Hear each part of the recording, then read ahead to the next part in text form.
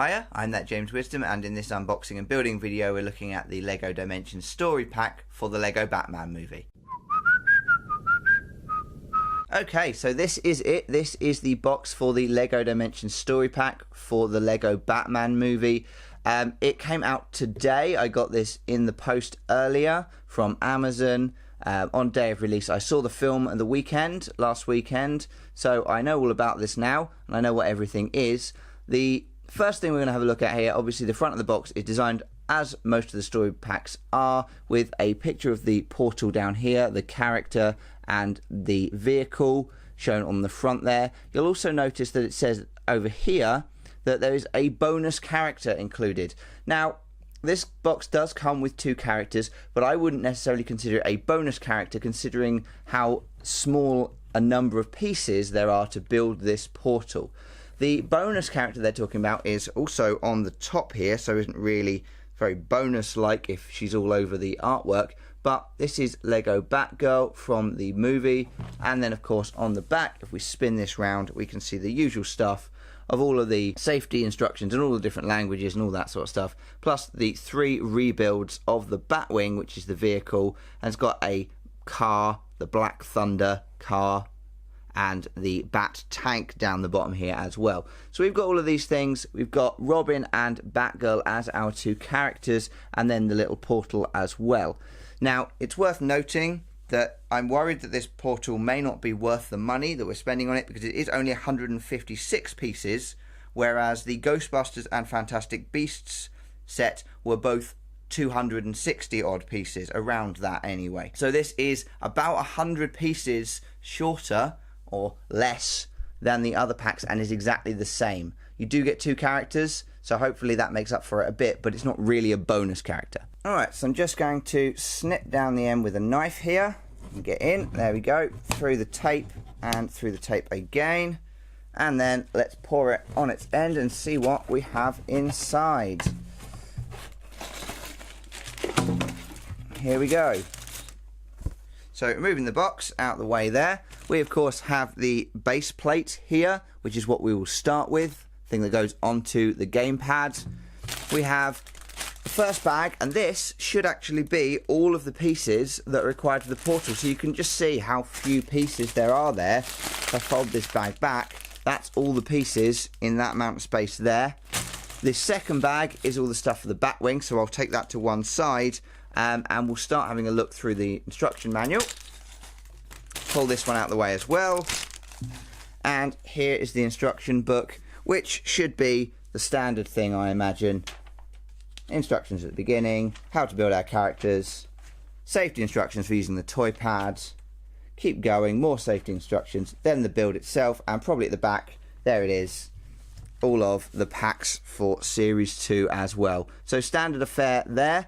You've got some nice pictures here showing the Goonies set, actually, which wasn't released in the previous books. Let's have a look, see if we've got any more in there. No, just the Goonies one by the looks of it for the new sets that are due out. Fantastic Beasts and the Ghostbusters sets there in the back as well.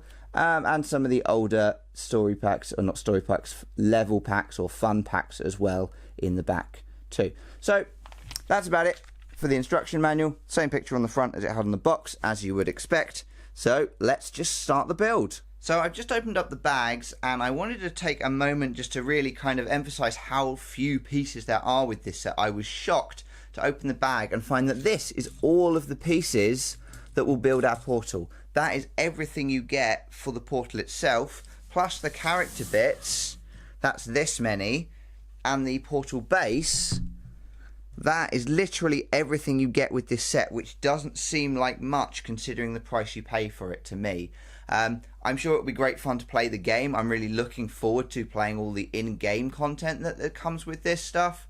But actually, in terms of the piece count, and considering what we got with the other sets for the same price, in fact, I got both of the other ones slightly cheaper than this one on release date. This is not many pieces. So with that said, now I'll get on with the build.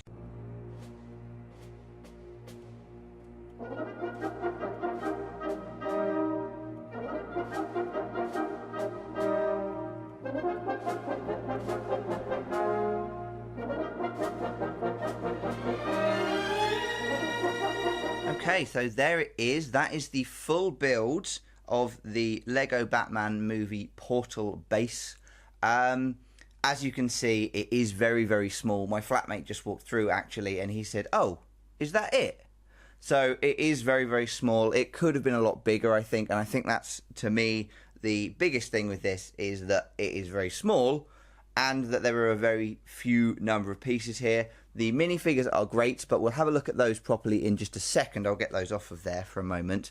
But the portal itself, just to give you a little idea of what it is the idea is that it's the Bat computer in the Batcave from the Lego movie. It's a slightly, well, it's a lot smaller than the one in the movie, but it is kind of in keeping with the same style and approach.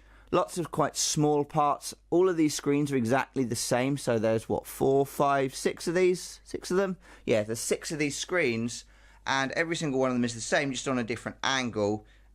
You've got this little console over here, which has got some of the Bat weapons and things. Then this random little console screen over here. Little red button here. And that's about it. There's not really much more to talk about. The shaping of it, I think, is excellent. I think it's got a really, really nice shape to it. It's just a shame that that shape wasn't a bit bigger and a bit more expansive for what you're actually getting from this. So what I'll do just very, very quickly is I'll bring over the Fantastic Beasts and where to find them, Portal, just so you've got a comparison in the size and the complexity of those two builds, just to see what you get from this. So there you go. That is the pair of them next to one another. And you can very clearly see that there is a lot of difference in terms of the actual physical sizes of these. I would also say in terms of the detail work, the Fantastic Beast one is much nicer as well. It's also got action features such as these lifts or elevators in the US, and then the openable doors, which just gives it that little bit of something extra that the Batman one simply doesn't have. Sure, you can rotate these wings on the actual Bat computer itself a little bit, but generally speaking there's a lot less detail there. Same applies if I swap out the Fantastic Beasts one for the Ghostbusters one, which you can see here.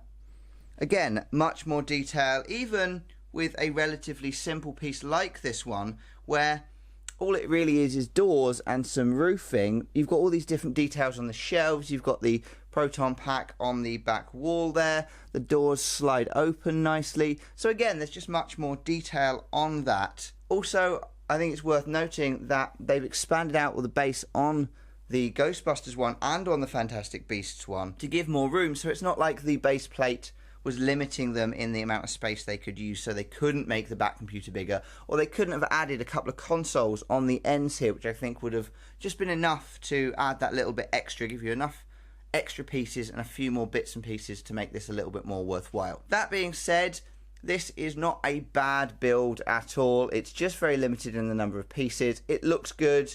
It looks fine. It doesn't use any particularly exciting building techniques. Lots of quite small pieces are used for it. So it's an alright build. It looks reasonably good on the Portal base itself, but it is just a little bit small and could have done with being a bit bigger. Now we've looked at the Portal itself, I think it's worth having a look at the characters, because I think that they are going to be the main reason people are buying this. They want the characters, they want the vehicle, and they want the content for the actual game itself. I have said in the past, like when I was reviewing this piece here, that I don't see these having kind of much display value, and I think that's fair, but they are all Lego, so the pieces can be used for a bunch of different things.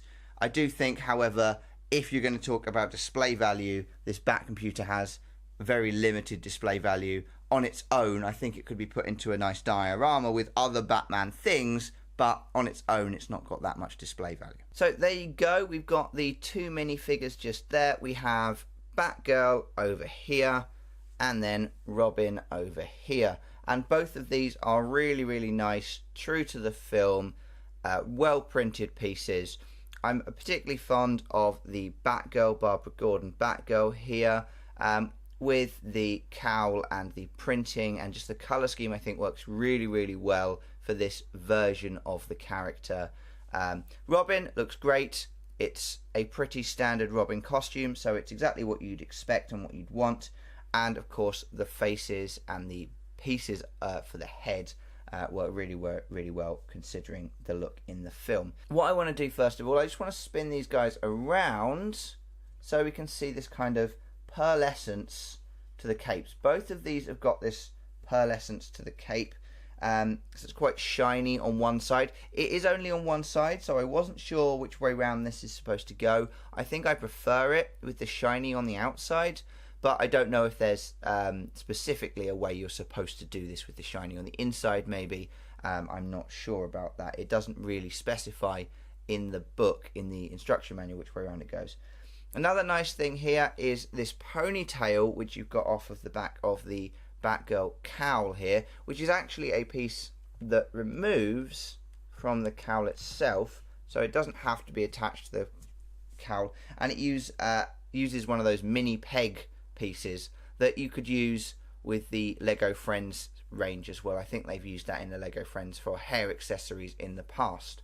So things like ponytails like this, let's put that back on, which work very well. So that's really nice. I like that a lot. What I want to do is I actually just want to show you the alternate faces as well. So let's have a look at the alternate faces. This is Robin's alternate face like this, which has just got a nice grinny face. And then Batgirl's is the more scared face here, which again is quite nice. It's kind of difficult to see what these look like with the minifigures like this. So let me just take the capes off. I'm going to spin them around and I'll show you both of the faces the right way round as well. So there we are, that's them that way round. The faces look much clearer now. I've taken the capes off so we can see everything. I'm also going to spin the characters around once more so we can see the alternate faces and the printing on the back. So you couldn't really see this face very well for Robin here. It's my favourite face. I think this is a great little expression here. I almost prefer this than when he's got the glasses on and his hairpiece on, because it kind of loses some of that expression of confusion when you put it on like that. It works well enough, but I almost prefer it the other way around. Babs, on the other hand, or Batgirl, lots of really nice printing here. I really like the shaping, particularly in this kind of arc piece here. It almost looks like the tail of the Batman symbol you can see there. Really like that. She's got this kind of confident, grinning face that looks really nice as well.